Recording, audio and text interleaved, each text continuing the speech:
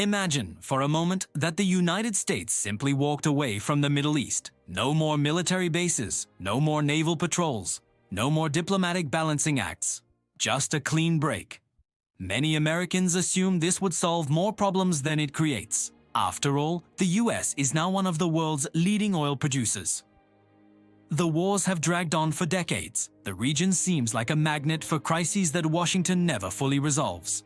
But if the idea sounds simple, the reality is anything but. Because when you pull at the thread of why America is still in the Middle East, you quickly discover something unsettling. The US doesn't stay because it wants to. It stays because leaving might be even more dangerous than remaining.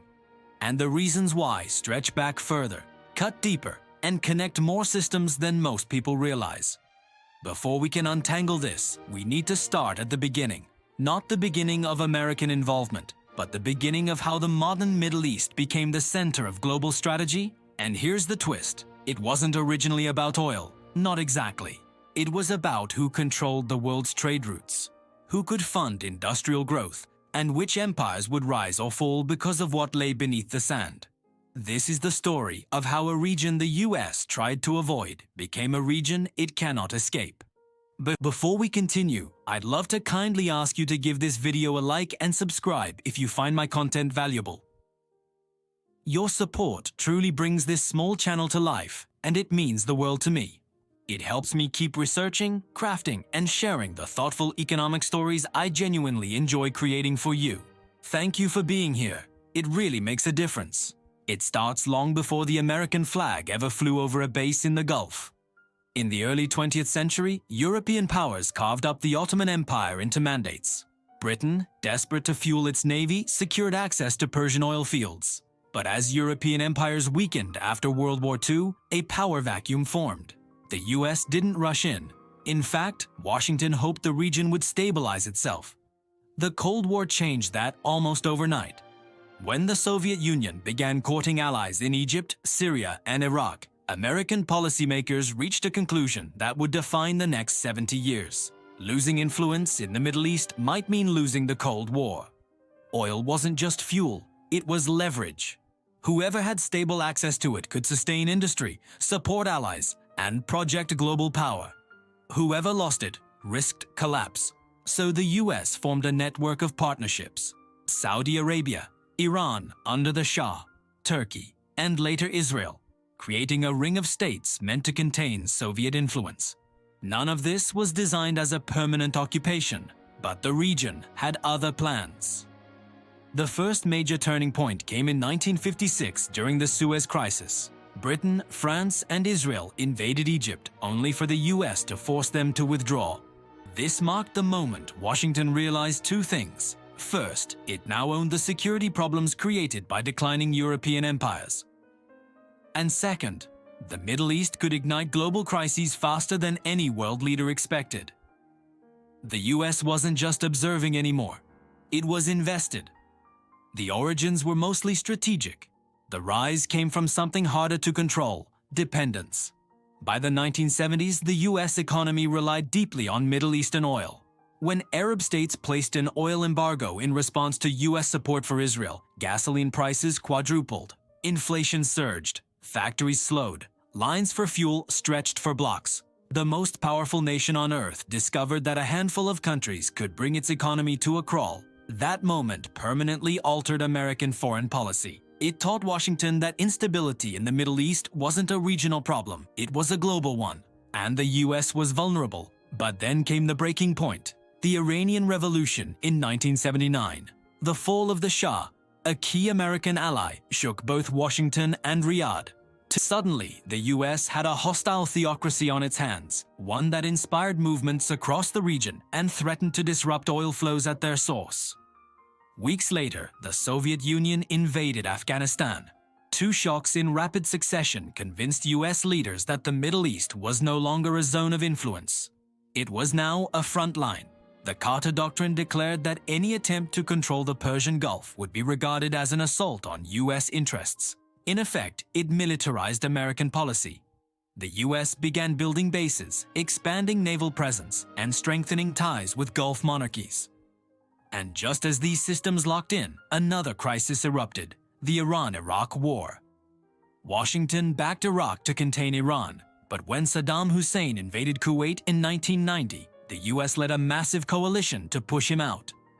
The Gulf War changed everything. It left American troops stationed permanently in Saudi Arabia. It hardened regional alignments. It accelerated arms sales. It created new resentments and new dependencies.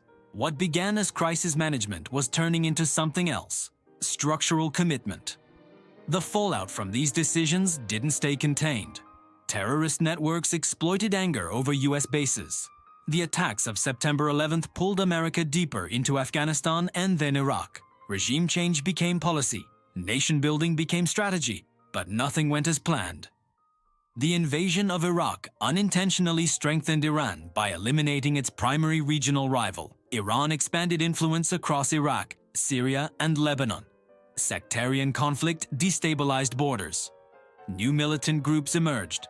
American withdrawal from Iraq in 2011, intended as an exit from a long war, instead created a vacuum that helped give rise to ISIS, drawing the US back again. Each attempted exit produced a shock that pulled the US even further in. This is the pattern Washington keeps repeating.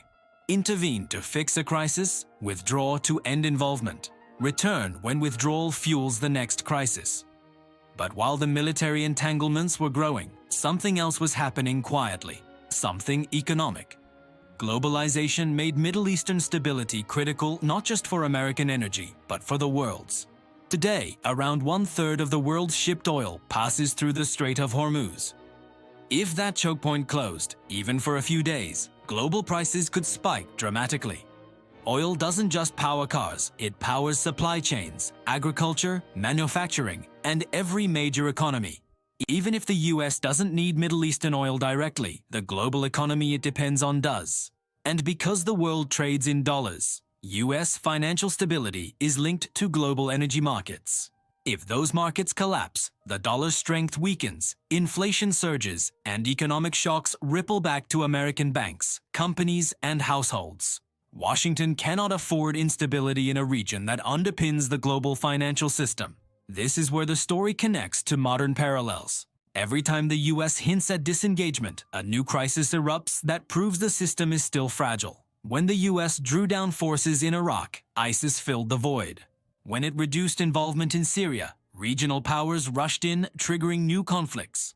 When Washington signaled a pivot to Asia, Iran seized tankers in the Gulf, and oil markets reacted immediately.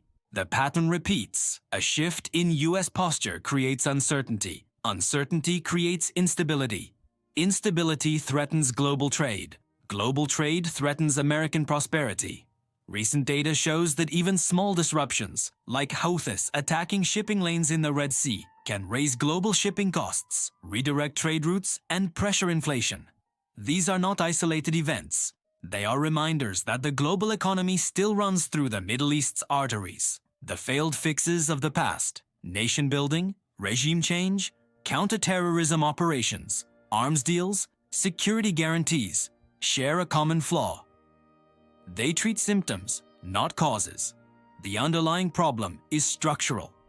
The Middle East sits at the intersection of geography, energy, religion, security, and great power competition. It is too strategically valuable, too politically fragile, and too economically central for any major power to ignore.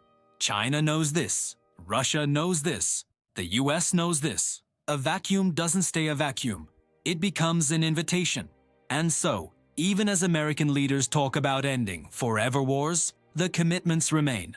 Bases in Qatar, Bahrain, Kuwait, and the UAE continue to operate. The Fifth Fleet still patrols the Gulf. Billions in arms sales continue each year. The US may wish to withdraw, but every system it helped build now relies on its presence. This brings us to the present moment when new tensions, Saudi-Iran rivalries, Israeli-Palestinian conflict, proxy wars, and great power competition overlap with old problems. The US faces a paradox. Staying is costly, but leaving could cost even more. So why can't America leave the Middle East, even if it wants to? Because too many global systems depend on what happens there. Because instability spreads far beyond borders. Because geopolitical vacuums rarely stay empty. Because energy markets, trade networks, and global finance all still flow through this one region. Because every attempted exit has triggered the next crisis. And because, for better or worse, the world built in the last century still relies on American security in the Middle East to function. Here are 3 takeaways. First, America's presence in the Middle East is not primarily ideological, it's structural. It's woven into the global economy, into alliances, and into the balance of power.